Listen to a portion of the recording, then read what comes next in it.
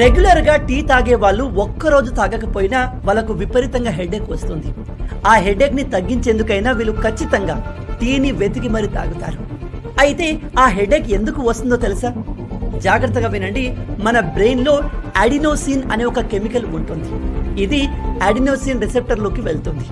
అలా జరిగినప్పుడు మన బాడీ రిలాక్స్ అయ్యి మనకు నిద్ర వస్తుంది. ఈ కెమికల్ ఎంత ఎక్కువగా రిసెప్టర్ లోకి వెళ్తుందో మన బాడీ అంత రిలాక్స్ అవుతుంది. మనం అంత డీప్ స్లీప్ లోకి వెళ్తాము.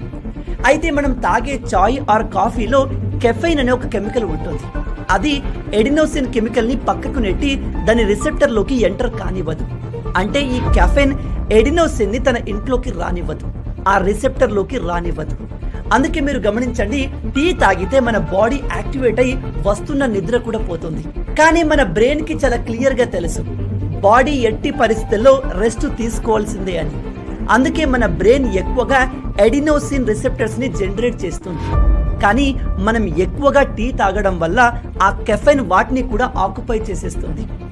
ఇప్పుడు మీ బాడీలో ఎడినోసిన్ రిసెప్టర్స్ చాలా ఎక్కువగా ఉన్నాయి. వాటిలోకి ఎడినోసిన్ కెమికల్ వెళ్లకుండా మీరు తాగే కెఫైన్ ఆపుతుంది. అయితే ఎప్పుడైతే మీరు టీ ఆర్ కాఫీ తాగడం ఆపేస్తారో అప్పుడు మీ బాడీలోకి కెఫైన్ రాదు. కాబట్టి ఒక్కసారిగా ఎక్కువ మొత్తంలో ఎడినోసిన్స్ ఆ రిసెప్టర్స్ లోకి ఎంటర్ అవుతాయి. దాంతో మీకు విపరీతమైన హెడేక్ వస్తుంది. కొన్నిసార్లు కళ్ళు తిరిగి పడిపోతారు, డీప్ స్లీప్ లోకి వెళ్ళిపోతారు. మీలో ఎంతమంది ఈ విషయాన్ని కొత్తగా తెలుసుకుంటున్నారు?